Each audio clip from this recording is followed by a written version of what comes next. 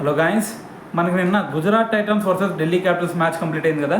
So ఈ మ్యాచ్లో చూసుకుంటే కేఎల్ రాహుల్ 65 బాల్స్లోనే 112 రన్స్ చేశాడు.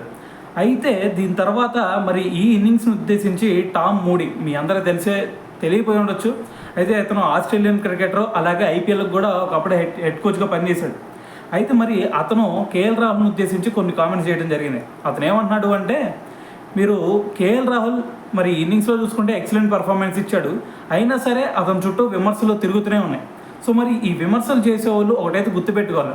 సో ఈరోజు అతని ఆట తీరు ఏదైతే ఉందో అది ఖచ్చితంగా ఒక మెచ్యూర్డ్ గేమ్ లాగా నాకైతే అనిపించింది. సో ఏదేమైనా సరే మరి అతను కనుక ఈరోజు ఢిల్లీ క్యాపిటల్స్ టీంలో కనుక లేకపోయినట్టయితే మరి 200 వరకన్నా వచ్చింది మన కేఎల్ రాహుల్ ఉండటం వల్ల.